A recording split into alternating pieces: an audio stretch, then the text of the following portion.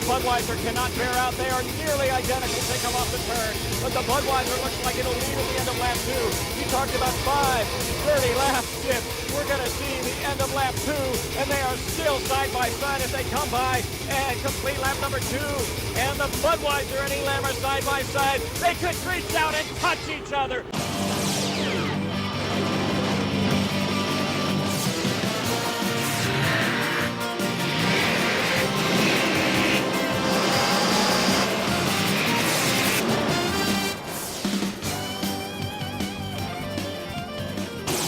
Welcome to the 2002 Budweiser Columbia Cup here on the Columbia River in Tri-Cities, Washington. I'm Trent Ling along with Chip Hanauer. We've had a great day of action. We're about 30 minutes away from the final field being lowered onto the water for this winner-take-all Columbia Cup final. And Chip, we've got a great formula. We've had a great day. They're fighting for lanes in the final. We've got tempers and everything else. This has been one of the greatest days of racing I've seen ever. It's amazing. We have a very fast race course. We've had competition like we haven't seen maybe ever. We've got boats running record speeds, and we got drivers who are very upset with each other. Also, as you said, Trent, they're going to fight for lanes. Sometimes they actually assign the lanes. Not here. They're going to throw these guys out there, let them fight for lanes. Most of them seem to think they have to be inside to win. But there's only one lane inside, and only one guy's going to get it. Final heat of the 2002 Budweiser Columbia Cup. It'll be the U16, the Elam Plus with Nate Brown, world record setter all day in qualifying, and set a competitive 3-lap heat record as well, both world records for hydroprop. He is the top point getter of the day and would appear to be the favorite. The U9, the Jackson Sports Bar, and Mike Hansen. Surprisingly, he ran around the Elam in the first heat of the day. He's got good handling and good speed, and they've got to be hungry. No victory since the Gold Cup of a year ago. The U8, the Lumar window film. Bill Worster, the owner, he hasn't won a race since 1992. It's been a 10-year drought, and Jimmy King in his first final of the year here in the Columbia Cup. He won his first preliminary heat earlier in the day, and he's in the final. The Old Boy Alberto and Steve David in every final this year except Madison. He's steady. The boat handles well, but not a lot of acceleration. The Trent West and Mark Tate, the U2. That's Jim Harvey's boat. Mark Tate driving. Crafty driver. He's had a great run so far today, but very frustrating. He had to win Heat 3 to get in the final and did it. And the U1, the Miss Budweiser, barely into the final on points. And teams one boat is down on speed. We'll pick that up in a minute. The Budweiser and Dave Villwalk, he would appear to be the favorite, but we'll find out. He's low on points. The Trent West has gone dead up the backstretch, Chip, but he's got time to refire it. He's got 2.5 minutes to the start. Appears to be refiring. Did you see what happened to him? I didn't. Sometimes these fuel controls are like a carburetor on a car. Sometimes malfunction and just take the boat all the way down to what we call ground idle. You got to go all the way down to ground idle, but it looks like he's up and running again now. Chip, let me ask you this. Does anybody beat Budweiser from the outside? I think today Budweiser is beatable from the outside, probably the first time all year, but he's got to get into some rough water and have some trouble. I don't think if the water was dead smooth and Budweiser could use all their speed, but all day long we've seen boats get beat on the inside. So if it's going to happen, I think today's the day. One thing I see going on right now is Nate Brown and Dave Villwalk are playing the game of cat and mouse because they both want to be inside.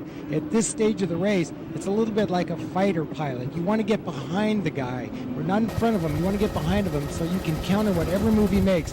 Right now, it looks like Nate is behind him. Dave's getting up there awfully early, though, to get that inside lane. He is. He's in the lower turn with 90 seconds to the start, and compressor stalling and going very slow as if that's a lane he wants to stay in. Jackson Sports Bar goes through the Blue Bridge turn as well, following in behind him, and it looks like Villwalk is parked on lane 1. And Chip, you wonder about the legality if he gets too low on speed. Everybody going in there now. The Elam coming up on the inside. It should be very interesting. We're over a minute still to the start. Elam coming up with speed and a lot to scrape off. Well, you know, nobody really fought Dave for the inside. He just drove to the inside lane, and nobody fought him for it. I don't understand that. There was nobody contesting him for it. What you don't want to do is give Dave Villwalk the inside lane, at least without a fight. The 1-minute gun is fired. 50 seconds now to the start of this 2002 Budweiser Columbia Cup. The sun is at an angle where the water is glistening. It's a beautiful picture, and up the backstretch, they are very slow. The Budweiser is on the inside, and the Elam is tucked in lane 2, and the Elam leading them up. They're all down on speed except the other boats trailing in behind will set them as they round the turn. But it's Budweiser on the inside, the Elam in lane 2, and they're still very slow, Chip, with 25 seconds to the start. If somebody gets a flying start, they'll probably go right by them. Budweiser slow. Elam picks it up a little bit. Ken Muscatel is in as the wild card. He will trail the field around. Budweiser, lane 1. Elam, lane 2. Jackson Sports Bar lane 3. Lumar's in 4. Oberto's in 5. And on the far outside, well, Lumar's on the far outside. Middle of the race course is Trent West, who's gotten restarted. They come for the start now. It is a flying start as the gun goes for the start of the 2002 Columbia Cup. Waiting on the review. It is 6 Rooster Tails across the crowd going crazy, and it is Trent West. It's a legal start. It's Trent West leading them to the first turn first with boat speed on the inside of him. It's Mark Tate on the outside as a Lumar. The Budweiser is on the inside. We'll see as they go around the turn. The Bud and the Elam are out of the turn, and Elam leads the race up the backstretch. Budweiser running in second. Trent West back to third. It is Elam by about half a Rooster Tail up the backstretch, but Budweiser on the inside, Chip. I think we are in for one heck of a boat race because you got the Budweiser inside. He can stay with the Elam, even though the Elam's maybe a faster boat, but we're going to have 5 down and dirty laps here. We are. We've waited for this all year. The Elam on the outside is won from there all day long, coming back in the end. But it's the Elam on the outside, Budweiser on the inside. The 2 world record setters in this qualifying laps earlier this weekend. They are almost coming down even. The Elam with a slight lead. The Budweiser in rougher water on the inside and lower on RPMs. They come down. The Budweiser gets a little light. They complete lap number 1. The Elam 150.589. The Budweiser 149 as they come down. It's still Elam by a boat length. They are screaming to the Blue Bridge turn. O'Doul's eye in the sky has him. Nate Brown hooking it nice and tight, trying to keep Budweiser inside, but he loses him a little bit. Budweiser comes off first, but Elam has acceleration up the backstretch. It's Budweiser, and Elam is in the spray now. Milwaukee got him on the turn. I think Elam made a big mistake by not slowing down and keeping Dave Milwaukee tight to the buoys. He took a lot of boat speed in there, and they drew out. That Dave gave Dave a clear lane on that inside, and that could be the nail in the coffin. Elam's still very much on it. Nate's been fast all day and all weekend. They go to the upper turn. It's Budweiser in lane 1 with the lead. The Elam on the outside does have acceleration, though, and great RPMs. They come around nearly even up, and the Budweiser cannot bear out. They are nearly identical as they come off the turn. But the Budweiser looks like it'll lead at the end of lap 2. You talked about 5 dirty laps, Jim. We're going to see the end of lap 2, and they are still side by side as they come by and complete lap number 2. And the Budweiser and Elam are side by side. They could reach out and touch each other. You know, the Budweiser went up. The Budweiser went up and over, it looked like, but still going. Turn to the infield. It is the Elam. He cut the cord. It's Elam's race, Chip. The Budweiser got loose. He nearly went over. It's Dave Brown's race. I'm sure his crew will tell him. How is Dave Milwaukee upright?